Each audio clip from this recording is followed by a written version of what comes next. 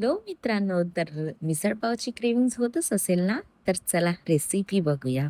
तर सर्वात आधी कढईमध्ये तेल घेतलं आणि लसण टाकले. लसणाला छान तळू दिलं.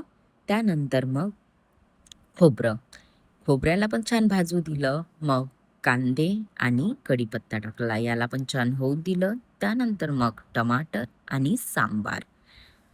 तर याला फिरवून घेतलं मी आणि याच्यावर झाकून याला शिजू दिलं. तर आता हे शिजलं तर याला मी मिक्सरच्या पॉटमध्ये काढलं.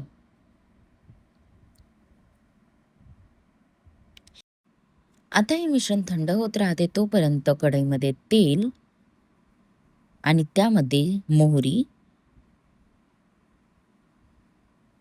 छान तडका येऊ द्यायचा आणि त्यानंतर जिऱ्याला पण तडका. त्यानंतर मग ती मोठ टाकायची आणि छान शिजू द्यायचं त्याला.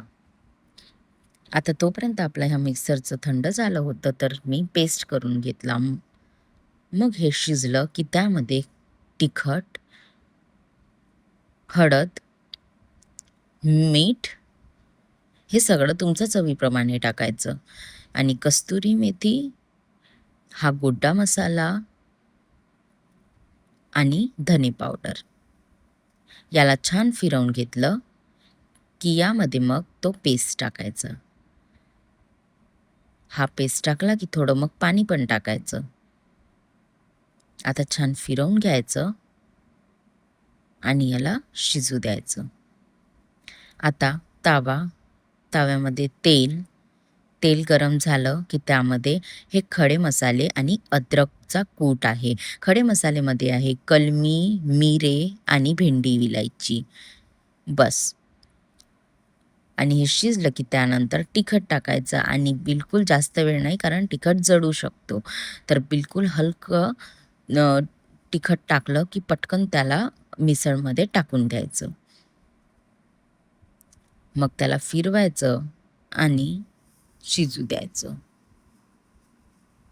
हा आपला मिसळ शिजत राहते तोपर्यंत पाव गरम करू. तर त्या तव्यामध्ये मी तेल घेतली आणि थोडंसं तिखट आणि मीठ स्प्रेड केली. त्यानंतर पाव असे कापले मधातून आणि त्याला शिजायला तव्यावर ठेवून दिलं.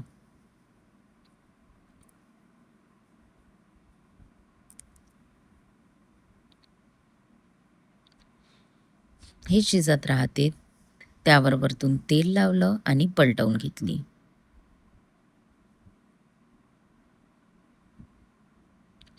बस. तर झाला आपला हा पाव पण तयार आणि मिसळ पण तयार. आणि वरतून एक आखरी सांबार टाकायचा.